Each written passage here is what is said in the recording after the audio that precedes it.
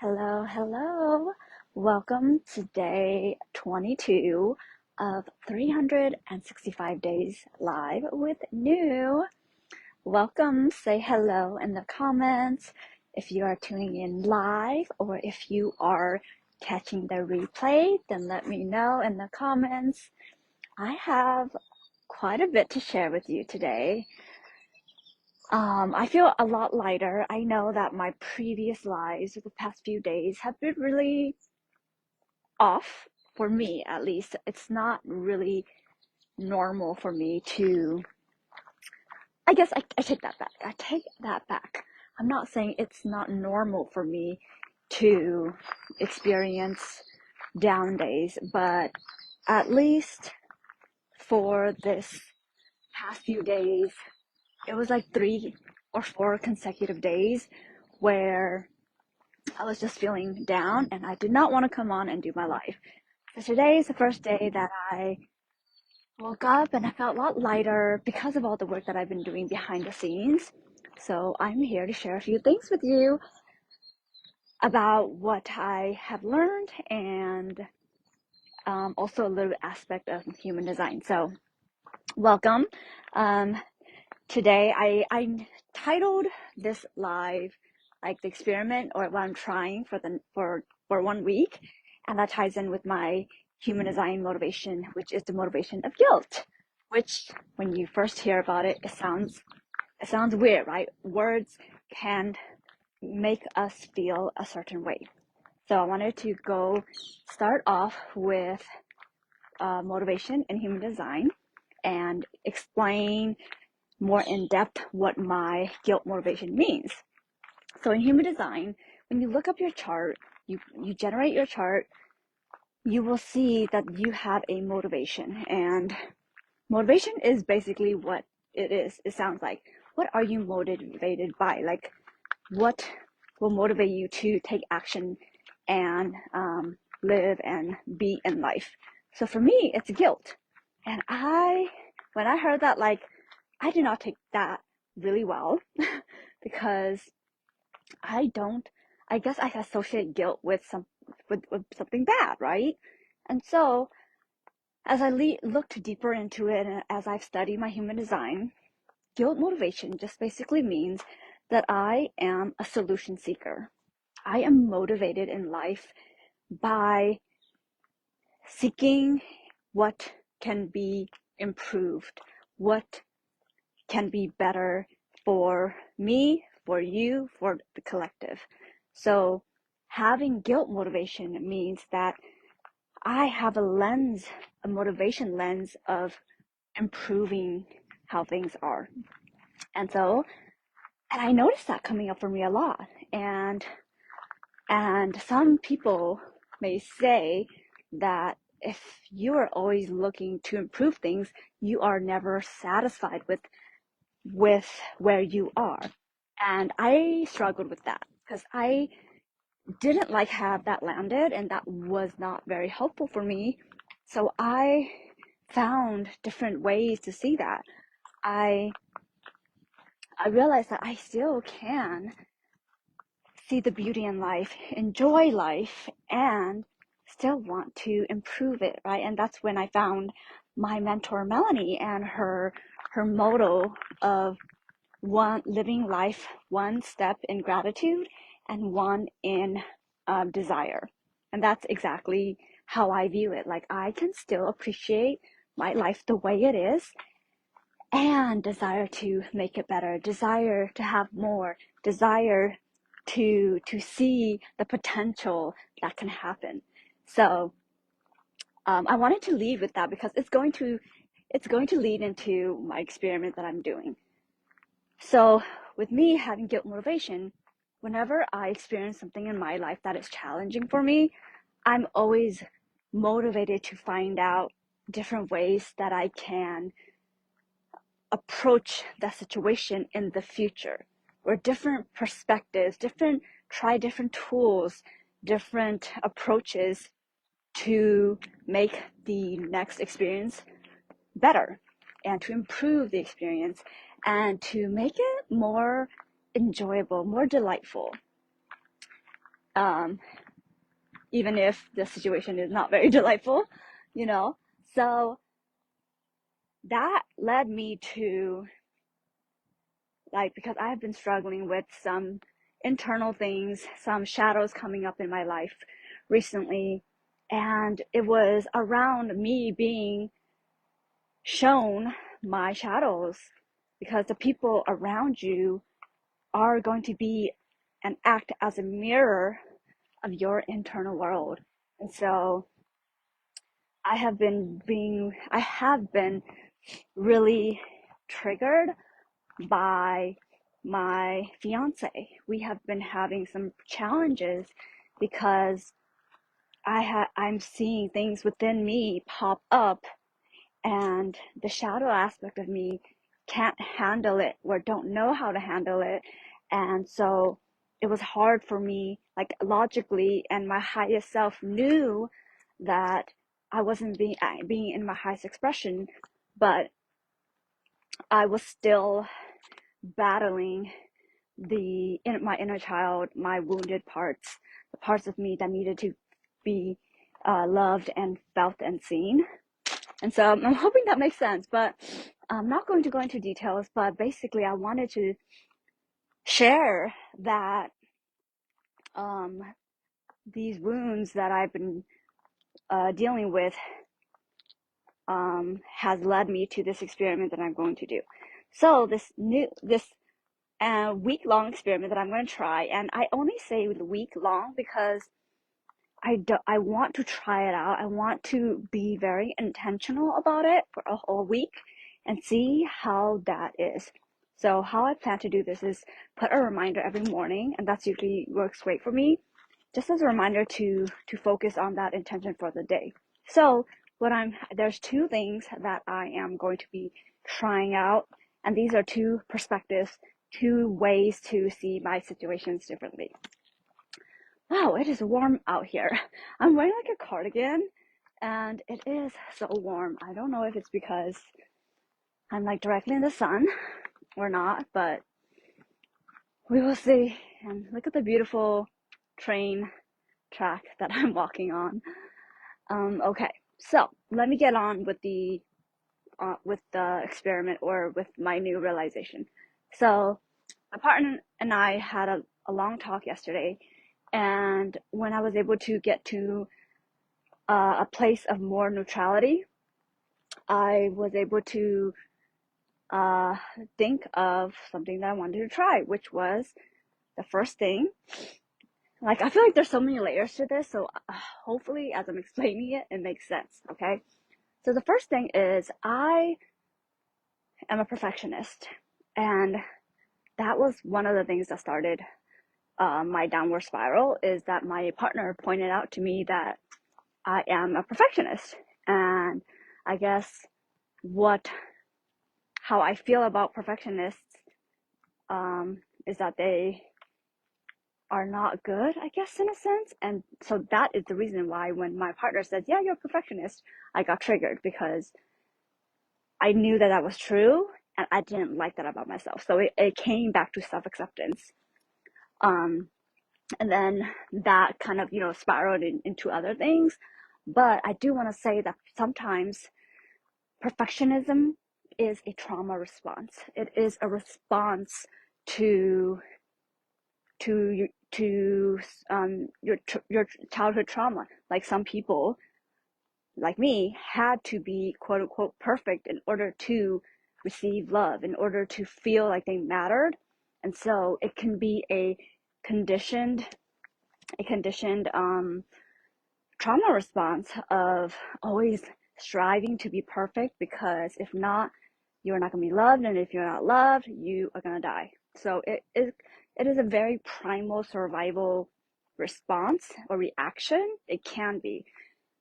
And that's where I feel, that's how I identify with it. And I think that is why, like, once I realized that, I was a lot more compassionate towards myself, because my perfectionism came from a place of trying to protect myself, right? And so when I was able to tap into that, I was able to have compassion for myself instead of judgment and criticism of why I need everything to be perfect. So so that's leading somewhere. So I'm gathering my thoughts. So my experiment is to change my narrative in my head and change the way I see things, or change my intention. So my intention now, my intention used to be that I wanted to show up perfect. I wanted to be perfect. I wanted everything to be perfect. And in that sense, there was a lot of control there, because when we can control things, we feel safe. So that's my old thought pattern, and I want to rewire it. I want to create a new neural pathway of striving to be imperfect, striving to do things imperfectly. And so I'm trying to override, and I know it's going to take a while, but I'm setting 1 week because I want to get into the habit of celebrating every time I do something imperfectly. Okay. And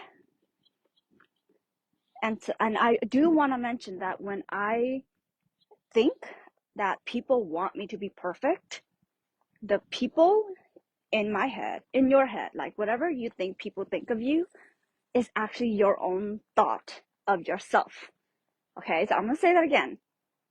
When you think that someone else thinks something about you, it's actually your own subconscious projection of how you actually feel or think about yourself. Okay, so I'm gonna apply it to my situation. I think people want me, or I think people expect me to be perfect, and that is the only way that they will love and accept me. Okay, I think people think that, but in reality, I subconsciously, like my 7-year-old, my subconscious thinks that about myself. So I actually think that I need to be perfect in order to be loved and accepted. So it's a projection. It's a projection of our own subconscious thoughts. So when we are thinking, hey, people think this and this and this about me, it's actually you thinking that about yourself in your head. Okay, so I wanted to make that distinction, that link, because it's important for us to realize, hey, like, is this reality, or is it just all happening in my head because of previous conditioning, because of our childhood? So with all that being said, I still want to celebrate every time I am doing something imperfect, every time I am allowing myself to not be perfect. So that's a celebration.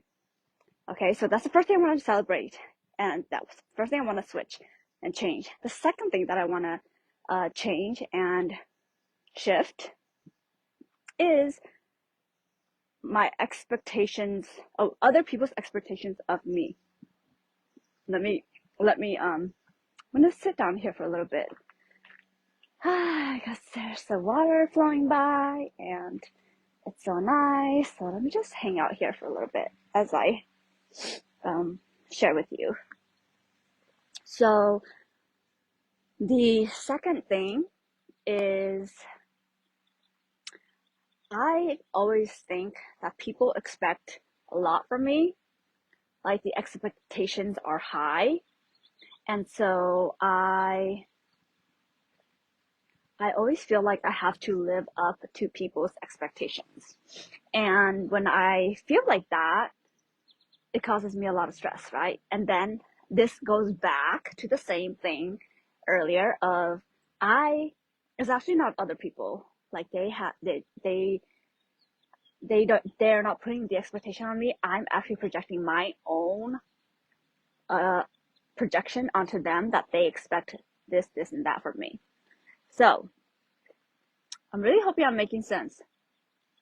Even if I'm not, that's perfect, because I'm being imperfect right now. Let me see. Where am I going with this? See, imperfection right here. This is amazing. Yeah, so my second thing is that I'm going to celebrate every time I consciously don't live up to people's expectations. Like, I'm not going to do it maliciously, right? But it's more like, if I am going to assume that, like, my mom, I'm going to do an example. If I assume that my mom expects me to go home this weekend, like, I'm going to feel that expectation, and then I'm going to, like, probably act on it, right? But, and then when I act on it, because it's out of me thinking that she's expecting that, I'm going to build up resentment within myself, and that's just not good. Not healthy for my body. It will be stored in my body and, create dis-ease. So instead, I will consciously disappoint my mom. And yeah, so I think that's the word. Because I'm learning this year to receive disappointment, but this is gonna sound weird. But I also want to give disappointment. I also want to be able to be okay disappointing others. And I think that's the big part. Not even like, yeah, that's like the same. It's just a different lens to seeing the same thing. Me purposely not meeting other people's expectations. It's the same thing as me disappointing people. So I think that is actually better. See, I love talking. I love talking out loud because I'm processing as I am sharing with you. So the second goal is to celebrate every time I disappoint someone. And I know these things might sound so crazy. Like, let me know in the comments if you think this is crazy, because I think it's a little cuckoo, but it it's so hard for me, and it's so hard. And I'm gonna honor my journey and my challenges, because first, yeah, it's hard for me to be imperfect. Second, it's hard for me to disappoint people. So those are the two things that every day I'm gonna rewire. I'm gonna put reminders on my phone to be imperfect and to disappoint people. And like, trust me, it's gonna be hard for me.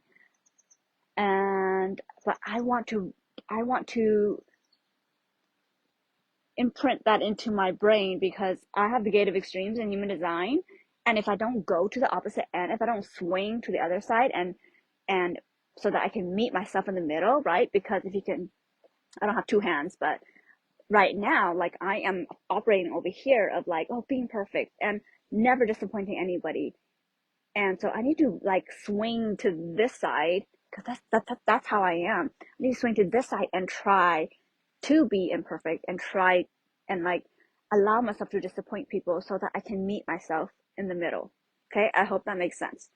So yeah, so that is those are the two things that I am committing to doing for a week. So I will be, if you're watching this, do check back in to see if how I'm doing. If I don't come back here with an update, do let me know. But I am going to try this out for a week. Right after I get off this live, I'm going to put in those reminders and see how it goes. So I really, really think that by me doing that and focusing on that, it is going to bring so much more peace, so much more permission and compassion for myself moving forward. And I'm just excited to try it out. And being motivated by guilt, or motivated by seeking and finding a solution, I want to prevent these shadows from affecting the people around me, my loved ones, my fiance especially. And so that is what I'm putting into place. And I just also want to encourage you to have that awareness and have that desire to make a change, even if it sounds hard, because it's so easy for us to say, hey, like, I was born with this. I didn't choose my family. I didn't choose my childhood and my experiences. So why do I have to change? Why do I have to be the one to do all the hard work, right? It's easy to go there. I've gone there. And that's being in the victim mindset, instead of embracing and loving on your experience and caring for your self, that self that is hurt, that version of you that is hurt, and telling her that we are stronger now, and we are going to move together and make small strides. And along the way, show her love, show her compassion, show her that it's okay to disappoint others, show her that it's okay to be imperfect. And slowly but surely, my hope and my desire and my wish is that I will change the way I relate to disappointment and perfectionism, and it will no longer mean, or it will no longer be a threat to my survival, as silly as that sounds. So, um, yeah, thank you. I'm so happy to be able to share this with you, just because I feel like by talking it out and sharing it with you here, I benefited. I got so much more clarity around like the second piece, which was like, oh, I just need to be okay disappointing other people. And that can be such, that can feel like such a threat to my physical body, um, my nervous system. And that is where I can come in and do the work, the nervous system regulation work. So that's kind of like an example of how I walk myself and I coach myself through this kind of stuff. And so if you are going through something similar, or if you just are intrigued by the way the mind works, the body works, and you want to talk to somebody and you want to work together, well, that is why I am here. My doors are open. I am taking coaching clients. So if you want to work together, if you want to get on a consultation call, a clarity call where we can just chat and see where you're at, and if we decide that, hey, this is not the next step for you, that's fine. There's no strings attached. I just want you to be able to have somebody to talk to have these kinds of breakthroughs, to set these kind of mini goals and be excited that, and still be in the energy of possibility that, hey, like if I do something, maybe things will start to slowly change. And it is that hope, right? That that hope, that glimmer of possibility that allows us to continue and want to keep going and keep living and just keep living and doing life.